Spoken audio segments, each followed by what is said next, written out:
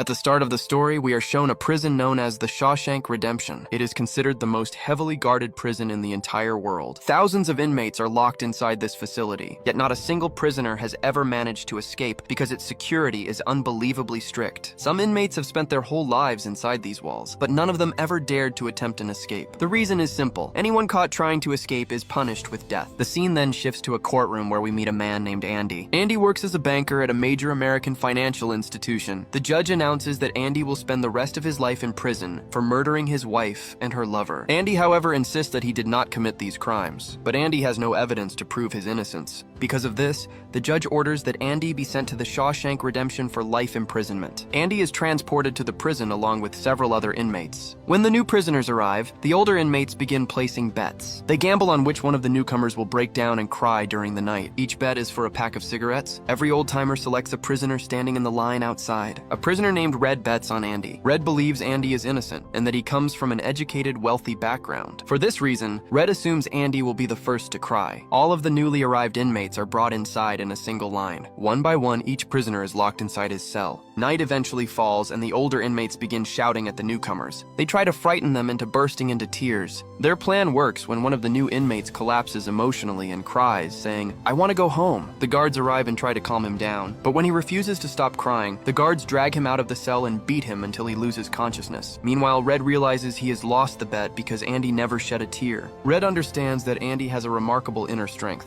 Despite the fear and pressure, Andy did not make a single sound. The next morning, Red gives a pack of cigarettes to the person he bet with. Andy is then seen quietly eating his breakfast alone. Later, Andy meets Brooks, the oldest inmate in the prison. Brooks has spent nearly 50 years behind these walls. Andy carefully tries to learn every rule of Shawshank from Brooks, including small details and information about other inmates. Brooks shares all the secrets of the prison with Andy. Brooks also tells him that if he ever needs something from the outside world, he should ask a prisoner named Red. After hearing this, Andy immediately approaches Red. He tells him, "I heard you're the man who can get anything from outside." Red replies, "Yes, I can, but only things that won't help someone escape or harm another inmate." Andy then says, "I need a hammer." Hearing that, Red becomes suspicious and asks, "Why do you need a hammer? Are you planning to kill someone?" Andy calmly answers, "No, I'm not going to kill anyone." Andy says, "I don't have any enemies here." Hearing this, Red replies, "You may not have enemies now, but soon enough some people will become your enemies." Red points toward a group of inmates and warns Andy that those men have bad intentions. He tells Andy to stay away from them for his own safety. The next day, Red fulfills Andy's request and arranges a hammer for him. When Red sees the hammer, he bursts into laughter because it is extremely small. He jokes to himself that it would take Andy 600 years to dig through the prison walls with such a tiny tool. Red then asks Brooks to secretly deliver the hammer to Andy's cell. Time continues to pass. One day,